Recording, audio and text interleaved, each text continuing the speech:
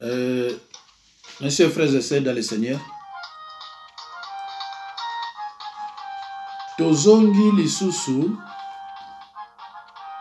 na oyo ekozala 116, numéro 116. Thème na biso eza toujours le péché, ses conséquences et remèdes. Bande ko babolingo nalobaki bapasi ebele 80 à 85% ya bapasi eza dû na ba péché na biso, eza dû na ba péché na biso. Soki Satan na bandoki bazo ko menacer yo baza na pourcentage ya moke, et Nzambe pe akoki souffrance pour pe koki Nzambe akotinda diable pe a faire souffrir yo po atala force na yo na ya force pe ya diable. Tout le monde qui a Job, tout le monde qui a Jésus. C'est pour cela moi j'ai toujours dit à mes disciples que Satan c'est aussi un instrument de Dieu. Voilà. Tant on a le biango ezane mwana. Alors bande konanga to komi sikoyo na conséquence. Bande konanga à titre de rappel. Na péché to parla qui na péché extérieur au corps, na péché intérieur au corps. Ndeko nanga iti tozo koma awawa tozo ki kaka verset moko ya Bible 1 Corinthiens 6:18. Mais ndeko nanga tala ndenge memi biso ti sikoyo tozo kende kaka na yango. Mutu soka yebite ako pression a moni verset azomona ko ndengo wana. Mais péché wana zo bibisa makambo ebele na kati. Paul a fait une distinction entre le péché extérieur au corps et le péché intérieur. Alors, tant que tu peux péché extérieur, ni extérieur, tu tiens de côté péché extérieur. Ils ont pardon, refus de donner des offrandes, wana infestation de démons la raté.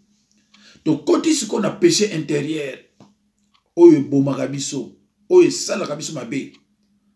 Et ça, qui n'est pas nganga, ba relation sexuelle, ba liens héréditaires, il y a mon andé et ça va se passer. Alors, bande konangai, na péché intérieur, tolobaki, il y a ce qu'on appelle, ils ont deux catégories, na péché intérieur. Il y a ce qu'on appelle le péché involontaire et le péché volontaire. Na péché volontaire, involontaire, tu parles qui n'a pas liens héréditaires, ba malédiction familiale, pas ba qui n'a pas biso na biso, ba tchaka ba tu na ba prison de la sorcellerie familiale. Bongo yo soko meli 20 soko meli nini oya ko le ba ko ba malédiction na de toute façon ba deko je reprends. Soki yo moni thème o ezaki toko pour parler na conséquence. Na kosenga yo ndeko ngai o bandelango na 110, s'il te plaît, soko za mtolingi liloba. Soko za na mwa ba difficulté olingi vina yo. Mais tant muso bana ko lukango ozo ba problème ya komona yango. Mais ndeko soko zo landa vidéo nanga. Tala na se pa ba koma s'abonner et pasteur Jacques. Place moi mke ba koma pasteur kaka so tra vidéo nanga. Batie s'abonner et batie longi nanga, batie na katikati wana pasteur Jacques. Yo fina pa ya pasteur Jacques. Okomona ba vidéo nanga nyonso obima na ordre numéroté onota la sikoyo bi 110 yango o bando na ndaka na 110 111 soki po lingo zo yango zo tinda mo na WhatsApp na yo zo tinda bongo zo kolanda yango ndeko soko landi yango a partir ya 110 OK na 111 ndeko nangai okosepela na bina yo okosepela. Lelo toza vendredi nazomona wa 2h20 nakosala tout nasilisa ba video misato etikali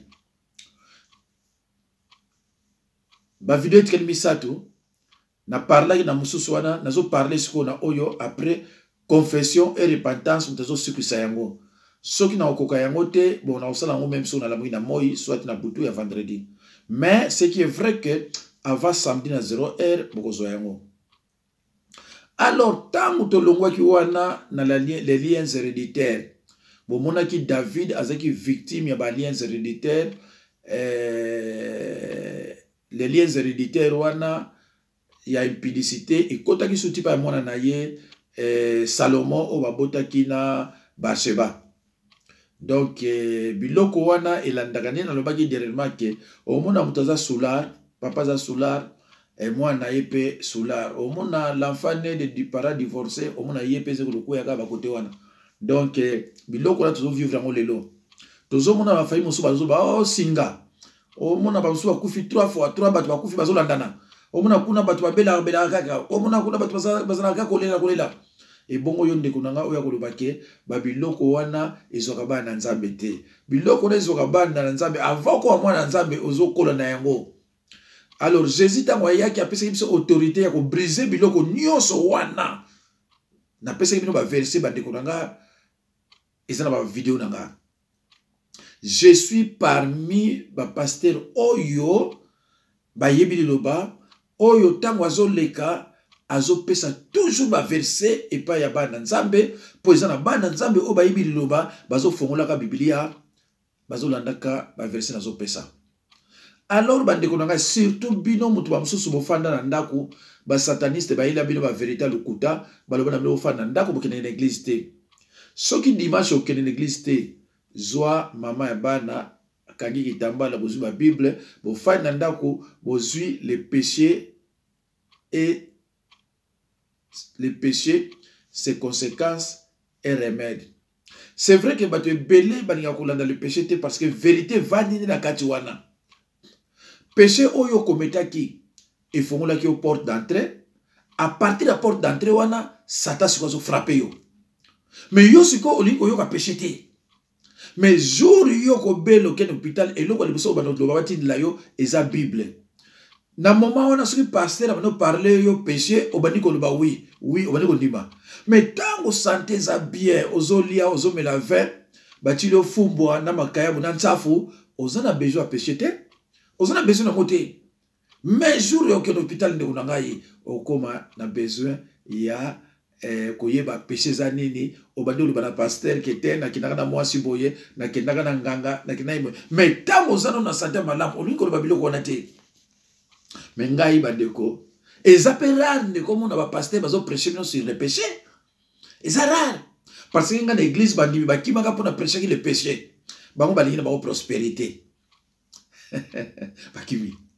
Alors bandeko naza pasteur rare o nazo péché prêcher le péché, ses conséquences et remèdes. Remèdes eza kisi na yango eza nini? Eza confession na repentance. Donc, après vidéo, oyo, bokozwa, on va parler confession et repentance. Alors, tant que tu na le péché volontaire, na péché volontaire, to lobela ki occultisme. Bato yo bakendeke mingi pa banganga. Ozwa photo mwana na yo otika otinda mo pa nganga. Ozwa ya yo moko okenda pe kuna okenda kuna bakata banzolo ko papa makile bima bazubilo mo ba pousser papa kolio. Quel buzo bande ko ngai. Okuta nganga ngokutu bane babalaka te. Okuta nganga ngokutu pesa na cravate netonga na latite. Okuta nganga ngokutu mapapa soko tali ngo za mawa mingi. Mais yo vraiment otikile msu poto okena kin okoluka nganga. Pona nini? Poza na pasi, pona nini? Poza na ba problème yango netindio okende kuna ndeko na ngai. Mais naza clair. Ndeko yo okenda pa nganga. Beaucoup de conséquences, il y a les liens héréditaires, les malédictions familiales, des bâtiments de consécration, des bâtiments déclarés que yo vie na yo, au bano bala mais et bon nous la condenda, li bala yo kufa, au boko la bana yo moko. Et belé la potentiel tali bon bazon divorcer, zo ka ba divorce ça c'est normal zo ka mabe. Alors na lien sexuel to le bela ki na basi yo ba tout ratolo ke ngara bima na basi na mibali ya ga. Na bima na mibali ya ga. Bazé belé. Surtout basi ya pembe. To mima na mbala ya ga. Baba na ozona voiture boye. Tala vie na yo mama o divorce mbala boni. yo moi si apembe olobi yo kanisi o eza potote soto ina kini nde yo kokinanga ngande kuna zo aka mibala ga alo tala vina yo ndeko e koma kisiko ndenge ni yo moi si vina yo bana zo mibala ga isuka siko ndenge nini oya na péché okenda na mibala 34 45 60 oza so moi si yo nzoto ebeba nzoto epola mais ozotia rouge aux lèvres ozosala pe fier okoti libala ekovanda na kimia te parce que nombre ya mibala eseleka moto azwi mibala ebele abangaka te même soki abali c'est rare po avanda na kimia po mibala azoki baleki ebele eza difficile po ovanda na libala parce que mibala déjà biloko na bango batikela yo na nzoto etindaki yo mobala mpenza ofanda eza te mobali azolobaki nga naza bogare nga so nadraki kaka mwasi aboyaka te c'est très bien sata piége yo tala vie na yo ndeko yo moto ozwa basi ebele tala vie na yo ke basi baboyaka yo te surtout basi apemi balandako neti soko eloko nini me ndeko na ngai tala vie na yo ekomasi ko ndenge nini na basi ebele ozwa relation nyonso osala na basi wana batika biloko surtout yo mwasi mibali tu yo kenda na bango batika biloko na kati ya nzoto na yo alo ntango yo ozopriye biloko wana osalilango confession te oloba eloko moko te eva na kati ya ndako na yo mais ozosaloka toujours batrouble tinelo alo bandeko na ngai mpona kokila mosika te tozalaki na occultisme tolobeli mpe sexualité surtout sexualité satan apiéja bato mingi place wana na occultisme na sexualité de toute façon partout apiéja yo ozokuta pa ya nganga après oza na biloko bademo na nzoto après okepa ya nganga mais jésus christ azoloba nini na mark 3 23 Satan peut-il chasser Satan? Ndeko faut kolanda la Bible. Faut kolanda la Bible. Landa Bible koyeba nini ezoleka ndeko na ngai. Alors bandeko na ngai tozokende sikoyo na conséquence toyeba soki conséquence ezoloba nini ndeko na ngai. Alors bandeko tozokotanga na Proverbe 6, 27, 28. La conséquence. Proverbe 6, 27, 28. Bible de Bible. J'ai lu au nom de Jésus-Christ. Quelqu'un mettra-t-il du feu dans son sein sans que ses vêtements s'enflamment? Ndeko na ngai yo kozwa makala ya moto tiango na kati ya bilamba na yo na kati ya nzoto no bilamba no ezika te wana tangi na 27 okoki kotanga na ope na 28 na 29 na Proverbe 6. Quelqu'un mettra-t-il du feu dans son sein sans que ses vêtements s'enflamment? Amen. Yo mutu ya ko changer mibali ngana to mibali oyo baza ba directeur ngana zwa kabo mais mibali ni azobala yo rien. Pourquoi yo au comité na ba 40 ans azobala yo azate mwana te nini te?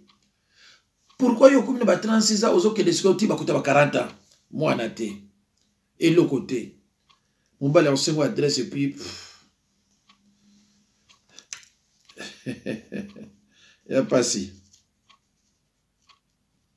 de connaître passé. T'as la passé na yo. Examine-toi toi-même avant d'incriminer les autres. Examine-toi d'abord yo moko. Oleka na banzela nini. Il est important de savoir dans quelle voie on se trouve lorsque quelque chose de négatif se passe dans votre vie. Vous devez vous examiner vous-même avant d'incriminer Satan, ses serviteurs et ses serviteurs. Ndeko nangai tozotanga na Ecclésiaste 7 26. Na pesmino verset ya Ecclésiaste 7 26. Na pesmino Proverbe 6 27 à 28. Na pesmino Psaume 56 7. na consécration batia yo na ba malédiction familiale na ba liens héréditaires na pa yo kenda pa nganga na pa yo kenda ki soki wapi na ba sexualité au sala ozo ba mari de nuit ozo ba femme de nuit ndeko yo tanga kaka na psaume 56:7 balobi boye ils complotent ils se cachent ils observent tes traces parce qu'ils en veulent à ta vie. Biloko nyonso na ndeko batinda ba demos ko na vie na yo balandaka yo makele pa partout yo kende ke bango zotala yo partout zo kende ba bombami yo keyi bombi balandi yo. Mais mes chers frères et sœurs o azolanda yo na azolanda yo invisible yo yo mona ete mais ye azomona yo so dans Ephésiens 6:12 balobi notre combat n'est pas contre la chair et le sang. Nous ne luttons pas contre la chair et le sang, mais contre les esprits invisibles. Les esprits qui sont invisibles et les combats spirituels. C'est pour cela qu'on dit les combats spirituels. Et Dieu nous a donné aussi des armes spirituelles pour combattre nos ennemis. Parce que les combats spirituels, il ne peut pas nous donner des armes physiques. De kokoye bali lo beza plaisir ya kosakana te kama ba demona mswazana na nzoto ba okima ba omoko. Ndeko na Galate balobi boye. Galate 6:7. L'homme sait que nous avons semé, nous le récolterons aussi. Mais la moisson sera plus abondante que la semence. Et lui kolobani, babi la moisson sera plus abondante que la semence. Donc oyo loni elekimuke. Mais pas si ekozela somo.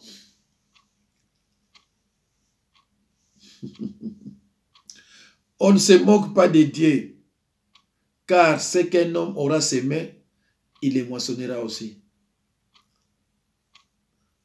Oyo yo le lozo lela. O ngana zaki mona mkena kidana ministre moko boye. O ngana zaka bona kidana mo kasi zo lela siko lelo pona ni. Ozo lela lelo pona nini ndeko. Na nyonso wana okina ipanganga mibale ebele basi ebele ba malédiction et consécration conséquence nango batia yo na prison de la sorcellerie familiale. Alors lorsque vous êtes en prison, vous êtes surveillé. Na bato batia yo kuna ba surveiller yo. Ya ona mo remarkata mususu lali ozo toka. Ya ona ba mususu ba remarkaka tango lali tozana été. Mais nous autres, ça m'a lili. T'as la conséquence dans mon déco. Pourquoi? Parce que c'est la prison là bango. Bah tu la prison c'est maille. Si vous n'avez pas lili l'air nyos. Mais vous en êtes. Moi makasi. Yo so ziplaka. Koweït. Déco. Tout comme la conséquence. Bah tu la prison là bango déco nangai. Si vous avez loba munoko so luba solo. Moi c'est comment ko boya yo embrasser. Oko sili saba zokande kunangai ba shingom ndenge na ndenge oko chaba brosa da ndenge na ndenge pepsoda mais soka ko sili sika ko chabo ka ba munoko lo misolo parce que ba tia na prison moko ndeko nanga nakati ya WC olala no nakati ya WC malili na nzoto namuna ka malili mais tano ba péché le mususu okendaka et pas ya mutu moko boye 35 ans comme na ménopause parce que ndombe le kaka ba tikila yo biloko ba mitu ya nyoka na nzoto na yo kuna mobali nyoso zwaka ikendela na munoko ya nyoka ménopause bandio sur ba 35 ans ba musu tu de lo ba 50 ans mais ménopause na yete mais yo déjà na 35 ans ménopause déjà c'est kota alors ndeko na ngai o mona mwetu subaka na maladie ya toujours maladie na maladie na ba famille na oya belaka o kuna pa bola o mona famille ngo sorcellerie o pauvreté surtout sorcellerie za kamina ba famille za na pauvreté famille za na pauvreté sorcellerie za ka développer na ninga osakana te pauvreté chronique stérilité tout ça na ba conséquences. Projet jamais réalisé. Ndeko nango sera ba projet ndenge nini. Kaka linette na biki. projet ya ndenge na ndenge tango ko kino tika nguna bazala ko tinate bazu ya bato suya yo abia te yo maintenant on a ça ba yele ko sakana te ba projet marque abo et français ti waya tu commences à expliquer les gens mais tu sais mais comment ça se fait rien homme sous soyez wana ba ye bazu ya ye avortement muta mama zo zo mo avortement yo zo mo avortement mais ba tu zo bota ba vilaine mais yo bi wana za vilaine mais zo bota ndeko nazoka mama ngo yake ngabi mama ndeni bare no zo mona mais zo bota to zo bota te bazé mais zo me kende mais ba péché ça na kati bassin allez toke na confessionnal repentance to boka on lui bata ayo bota mais voilà parce que ba péché o evandi na kati nzoto na yo et ça ko bloquer toujours luka o se séparer na ba péché wana ndeko na ngai ba péché ne se ko bloquer yo trouble mental trouble mental à cause de ma péché. Ma péché, monsieur, ils ont été sur la non-côté. Mais dans les bottes, on a la famille, on a, ils ont la bombe, trouble. Ils sont quittés. Les péchés involontaires, les péchés que toi tu n'as pas commis, nous sommes victimes d'un mot. Insuffisance financière, Nzambe. Moutoumou Moussoussou Ndeko, na ba banque na ega ba découvert. Donc, si vous avez un bon équilibre, au monde n'a rien. Allez, à combien bilobela? Donc, diable a ça tout au comme bilobela. Aux autres, les cananzelo, comme les molekar. Au monde, hôtel, on dirait Bamoninga, Nazoloba. Et Bamonio, Bamonotene. Bamonio, aux autres, Babilobela, Bamonio. Talamutu de ba commission. Talamutu de konanga de ba commission. Après inceste, au monde a mutu na famille. Asala kaka ba relation avec la famille. Alongwa kawa. Bazo yo mona muke bazo salo biloko moko boye. Bazo simba banzoto na yo. Bazo salo biloko moko mystique. Ya sexualité, ya kinganga, kakata ko biloko ndenge na ndenge. Ndeko et comme il passe na vie. Tant kola obandiko kalikla basala nga boye na bomwana basala nga boye. C'est pour cela il faut contacter un pasteur oyaza sérieux oyayi musala omuli mosanto yali oyayi bible ayi ba verset biblique. Yendi mtawaideo. C'est pour cela biso awa wanga awa na ministère na nga ya parole. En tout cas ça c'est vanté tous au moins 90% de réussite.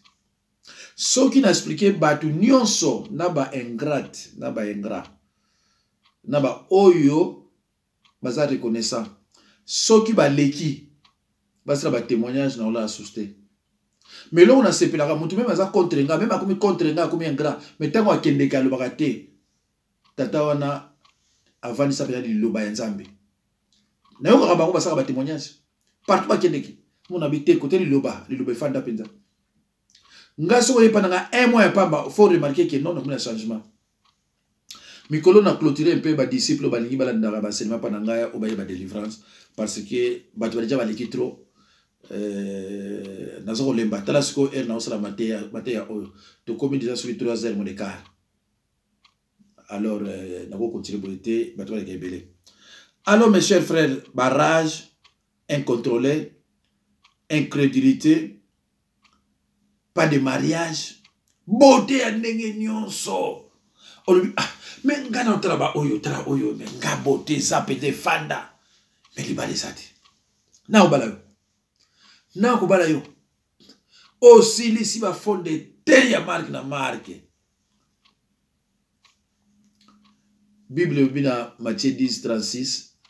L'homme aura pour ennemi les gens de ta propre maison. Matthieu 10, 36. Gens de ta propre maison, famille na yo, na entourage na yo te. Ba ami na yo ya bandoki yo e bakate ba koma pa na yo. Bango na nyoso ba bloquer yo. Seigneur, envoûtement, la détection à distance, psaume 56, 7. Donc, yoso kendeko, on va zo landa ka batali comme kuna ah, comme donc balanda kayo, ah, aki pas pasteur, ah, aki pas pasteur Jacques. Oh. Ah bon, aki kuna, ah, baza organisé ko les kabata cigarette. Biso ba chrétien muto yoko na kati. Toza mitema be. Me ba ndoki, baza mitema malamu bango na bango. Pana bango na baza matema. Ba yoko na ne osaka na te. Ya ona mama na yo soka moni ozui mwasi ya ndoki to mobali ya ndoki akoyebisa yo te parce que za likopa na bango nde bayokanaka.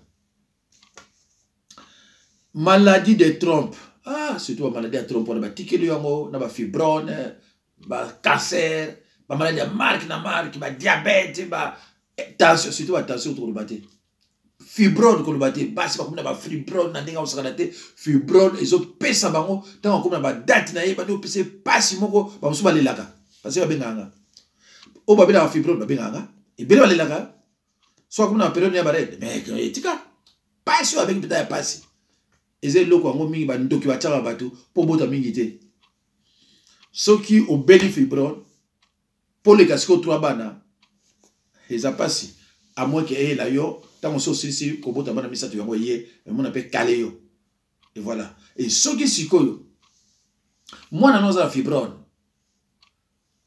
balongolo yango yabi bale eyeli lisusu ou bien leki na lisusu fibrone ngoli ya ko joyer ndeko nanga otala mobali na yo to mama to mwasi na yo souvent zo utana kata ndako eza biloko moko eza bénissante eza mingi na ba famille surtout pe ya bato bazana ba kodia eza pe mingi kuna voilà alors masque de vieillesse faut que tanga na proverbe 3 7 à 8 proverbe 3 7 à 8 masque de vieillesse okene kolinga mobali moko boye osalaki koto melaki mbongo aboaki loka masque de vieillesse ozo pakola oyo ko pakola mais elongi oyo zo mona kata mozo mitalaka eza yango te o mibali bazo monela yo tango kenanda ko leli oleli les circonstances n'obéissent pas à celui qui plaît mais à celui qui parle, à celui qui prie. Ozani po beanga to sola. Infidélité. Au monde olingi libala, moza toujours fidèle. Olingi libala ko, mais babwa ki la yongo, babwa ki lo ki numba salité, oza toujours infidèle. Au monde kabwa na mubali. OK kuna uboti. Après 2 à 3 ans, baye ko lo to liso zonga lisusu. Mariage a pamba wana zanga tatina. Moi si to mobali soit bimi des libanda kena mobali muso tona moi si muso ko reprendre les sociétés mais hélas ils ont droit na yo so yo mo ko reprendre parce que ça fait partie de tes droits, c'est la démocratie aussi. Femme de nuit, mari de nuit. Femme de nuit, mari de nuit, bazoka mi na famille. Soko zo na famille te ozwango na ba rapport sexuel oyo zo sala na bato. Soko zongo kunate ozongo pa nganga et ceux qui bossent dans ndako na esprit moko mabe parce que moko na bino benda esprit on evanda na ndako esprit on peko comme mari de nuit to pe femme de nuit esprit za na ndako na bino au lieu au kanisa oh kuna te o ezana ndako mte comme ça comme mari de nuit et comme ça on pe femme de nuit aux actes toujours na ba mauvais rêve poursuivi chaque fois par des chiens par des policiers par des militaires. Yoso bazo na ndaka na ba mbwa ya mabe trabilo ki mabe. Yoso kanisa ki baza ba mbwa nzo kande baza bato. Baza ba boite baza bato. Impuissance sexuelle. OK daika ko sala relation sexuelle peut-être na basi moko bandoki. Mbala moko comme impuissance sexuelle. OK n'est pas nganga pa ko tikilo pe ki impuissance sexuelle. Naba malédiction pe ya famille bako tikila yo comme impuissance sexuelle. OK n'est pas moi si moko boye yo yeba kiteka bo banzo kaza sirène atikilo pe impuissance sexuelle parce que ça combat. Accident de bruit à la maison. okomona ndeko na ngai babete bazotambola kuna motu bazotambola kuna banzoto bakominete banyama omona azotambola kuta loboko asisi loboko akena mokongo akebwa akepa ibwe okoma kaka air moko ka cadence omitala ndeko na ngai ekominete ba serpent bazotambola na nzoto moyete olotaka ndoto toujours ozana Kinshasa ozolamba ozana Kinshasa ozobina na ba camarade olotaka toujours mama na batatolo bakufa bakendela bango bana kala bayoza na bango na bandoto ndeko na ngai keba